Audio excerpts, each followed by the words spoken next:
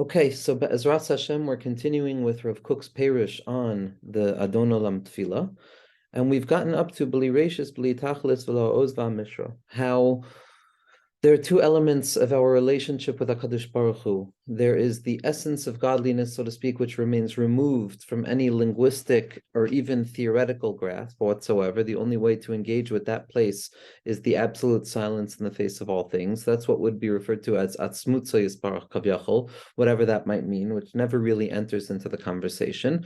Now, the fact that we can't name it, the fact that we can't identify it, the fact that we can't grasp it or measure it does not take away one iota of the fact that it is all that exists perpetually, and it is the true form and shape of all things in existence. That b'chveidu v'atzmo kavyachol is present everywhere in every moment, but the question is one of graspability. In the language of the tzaddikim, it's a question of hasagas hamahus. A person does not have a hasaga of a mahus. A person can have a yediyah of a metzias. A person can know that something exists, but it doesn't mean they have a hasaga of the mahus. But thankfully, something exists even if we don't have the hasaga of the mahus. That's HaKadosh Baruch Hu b'chveido v'atzmo. The Adon Olam Tefillah is not talking about that. No Tefillah is talking about that. Even though every Tefillah goes directly there, somehow, some way, in the impossible secret of Raza D'Meim Nusa, like the Balatanya Schusi Aganalenu quotes from the Zohar Kadosh, with regards to the impossible relationship between the absolute infinite nature of HaKadosh Baruch Hu b'chveido v'atzmo kavyachol and limitation.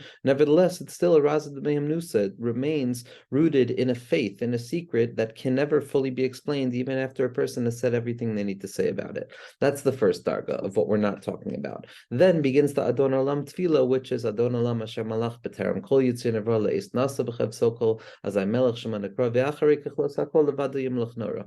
That HaKadosh Baruch Hu now reveals himself in an aspect of Or Ein Sof, in spite of the fact that Or Ein Sof is B'derech Klal, the loftiest level that we're ever going to talk about in any of the Svarim, and it is an expression of the infinite, so to speak. Nevertheless, it is not HaKadosh Baruch Hu B'Chvadei V'Atzmo. It is fundamentally contained within, subsumed by, attached to, and rooted in every aspect in the absolute infinite nature of HaKadosh Baruch Hu. But nevertheless, it's still a Gilui. It's an Or Ein Sof. And that existed prior to creation, which is the introduction into the idea that on a certain level, potential does not need actualization in order to be expressed, meaning by HaKadosh Baruch Hu Kavyachol, prior to the creation of the world, the Koyach HaGvul was within the Bilti Gvul prior to emergence. It was the Malchus, the Or Ein Sof. It was the Shirish of everything that would unfold in the three-stage process of Haya Hoy V'Viyeh, all of which are seen in one fell swoop in relationship to Atzmus Yisbarach.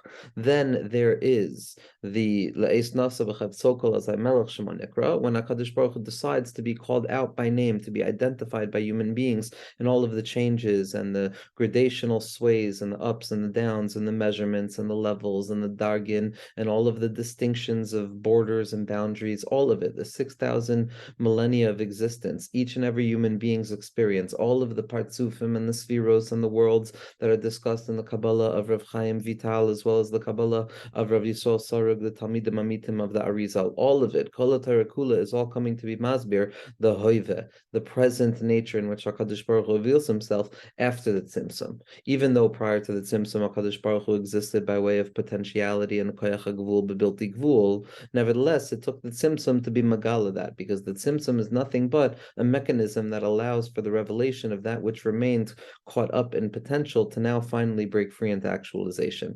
And then when all of the Tikkunim are done, when all of the Birurim are done, and existence is ready to move upwards back into the infinite itself, so to speak, with Vias Mashiach Tzidkenu, in each and every moment, in each and every day, in each and every month, in each and every year, and also in the grand total of history, then it's Acharei Kelchos HaKol Levado Yimlech Nora.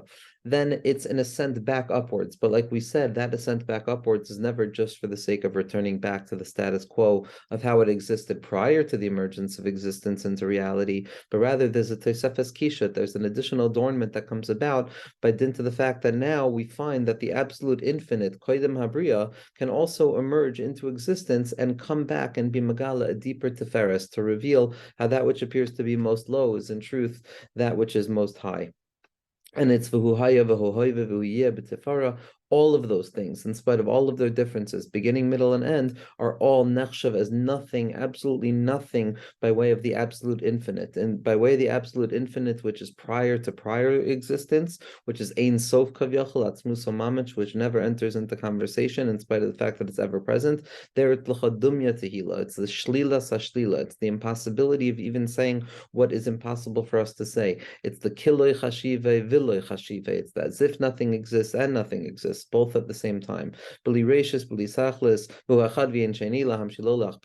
And don't think for a second that all of these changes and all of these gradational shifts and all of the manifoldness and the multiplicity and the pratis and the prate pratim and all of the details upon details upon details upon details to the innumerable extent in which a human being experiences life, all of that is not nechshav as anything whatsoever in the face of absolute unity of HaKadosh Baruch Hu b'chvei devatzmo hu echad ve'in sheni lahamshila la'achbira. Nothing, absolutely nothing, holds a candle of possibility to becoming a relatable term. And bli reishis bli tachlis v'la oizvam mishra. And here, Rav Kook brings us back to the fact that now, in spite of the fact that there's ein tachlis, there's no reishis to the way that we can grasp HaKadosh Baruch Hu, and now we're talking back in our own relatability to God of Hayahu V'viyah, of before creation where the Koyach HaGvul was nichlal, after creation where the Koyach HaGvul is revealed, and when creation is completed, when the Koyach HaGvul choser back up. Even though everything is so lofty from our minds, even everything is rooted in an absolute transcendence to a certain degree, where one may feel that there's really not much to even begin to say, let alone do, God forbid. So the tefillah reminds us, V'lo ha'oz v'ha'misra, and nothing but HaKadosh Baruch Hu b'chvaydu v'atzmo has any shlita over the hanhaga, over the way that each and every general thing in this world and particular thing in this world operates. There is absolutely nothing, no matter how insignificantly small it may appear, that is not nichlal in the hashgacha ha'elyoina of the yichud b'shlita. Like the Ramchal tells us, there's yichud b'metzias, there's the fact that HaKadosh Baruch Hu is unified in existence, and then there's the yichud b'shlita, then there's the unification that HaKadosh Baruch Hu has in his relationship with each and every particular in this world. And so not to get caught up in the transcendental, negative, theological kind of pushings away of any ability to grasp anything whatsoever, because at the very same moment, HaKadosh Baruch Hu is here, right now, with us, by us, and operating with us in every moment. And here Rav Kook really begins to bring the tefillah to a place that moves from the generalized categories of this big idea and contemplative processes of thinking about godliness, and it brings it down to the psychological and almost the existential level, where not only are these amazing ideas to contemplate, but they are also the medicine that gives life to each and every individual, not only on a day-to-day basis, but on a moment-to-moment basis. And he is my God, and he is the life of my redemption. And again, what Rav Kook is going to highlight and focus on is the singular language of Keli v'chai. Not he is the general God and the general life of redemption, but he is my God, my personal God, and my personal life of redemption. Im kol ha'achlala adira shel ein kates v'tachlis, with all of the integrational concepts of the general qualities and the strong strength of these general principles that we speak about, which have absolutely no limit and no point at which a person can stop talking about how general they are, shel ha'havaya b'klalusa, meaning we could always speak about the vastness and the merchavim of everything. There's no ma'atzor to talking about how big HaKadosh Baruch Hu is. But nevertheless, ein ha'ashkacha pratis nigras me'uma. Hashkacha pratis, the direct, focused on haga and governance and supervision and engagement that HaKadosh Baruch Hu has with us, is not deficient for even a moment. It does not lose out on any of its application as a result of how lofty we're identifying the source of HaKadosh Baruch Hu's light to be. V'hu Adon Olam. He is the master of this world. He is the master of the ha'alama in my life. He is the master of the concealment, my own world. Eli mashgichi haprati, my individual God, my individual supervisor. Ki ilu lo hayaloi ba'olamoi ki ela ani. And the singular language is to help each and every person recognize that they have to come to a place of ki'ilu, as if there is nothing in his world except for me, except for me. And the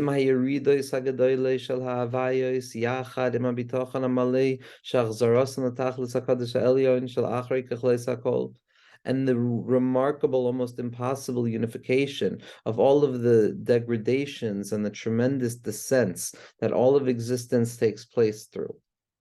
In addition to the bitachon hamale, the full and complete trust of things being chazaras and l'tachlis hakodesh elyon, that things will ultimately ascend back to the place that they need to get back to.